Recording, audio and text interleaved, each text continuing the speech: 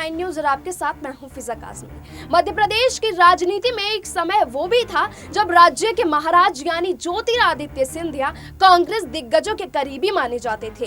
कांग्रेस की हर बड़ी रैली में मानो सिंधिया की मौजूदगी को अहमियत दी जाती थी, लेकिन जैसे ही सिंधिया ने कांग्रेस का दामन छोड़कर बीजेपी का कमल थामा, वैसे ही उनका दर्जा और अहमियत कम होने लगी।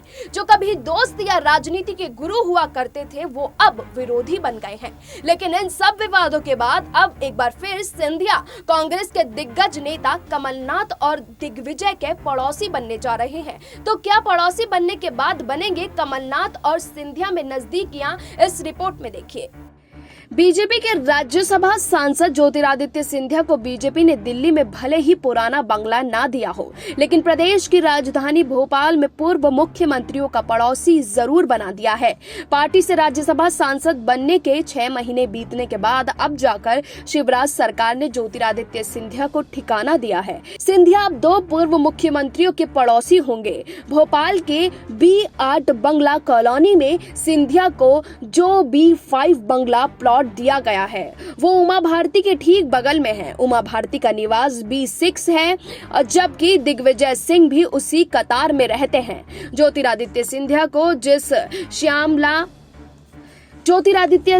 जिस श्यामला हिल्स के इलाके में घर मिला है वो तमाम राजनीतिक गतिविधियों का केंद्र रहा है और आज भी है। इसी श्यामला हिल्स इलाके में मुख्यमंत्री शिवराज सिंह चौहान का भी आवास है और पूर्व मुख्यमंत्री कमलनाथ का घर मुख्यमंत्री आवास के सबसे करीब है। सिंधिया को श्यामला हिल्स स्थित B5 बंगला अलॉट किया गया है। सिंधिया से पहले इस बंगले में पूर्व मंत्री सुरेंद्र सिंह बघेल रहा करते थे। ज्योतिरादित्य सिंधिया को जिस श्यामला हिल्स के इलाके में घर मिला है वो तमाम राजनीतिक गतिविधियों का केंद्र तो रहा ही है और वहां कई तरह की चर्चाएं और राजनीतिक सरगर्मियां भी तेज रहती हैं। बीजेपी नेता ज्योतिरादित्य सिंधिया ने 2018 विधानसभा चुनाव के बाद प्रदेश में हुए सत्ता परिवर्तन के बाद पूर्ववर्ती कमलनाथ सरकार से भी सरकार बंगले को अलॉट करने की मांग की थी, लेकिन ज्योतिरादित्य सिंधिया की ये मांग पूरी नहीं हो सकी थी। कहा जाता है कि सिंधिया और कांग्रेस के बीच में पनपे दरार में सरकार बंगला अलॉट न किए जाने पर भी अड़ गई थी।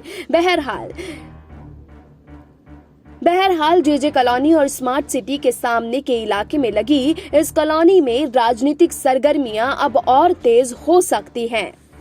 लेकिन अब देखना होगा कि इस बदलाव के बाद क्या राज्य की राजनीति में कुछ बदलता है या नहीं। फिलहाल अभी के लिए इतना ही, लेकिन देश और दुनिया की तमाम बाकी खबरों के लिए आप जुड़े रहिए SPN 9 न्यूज के साथ।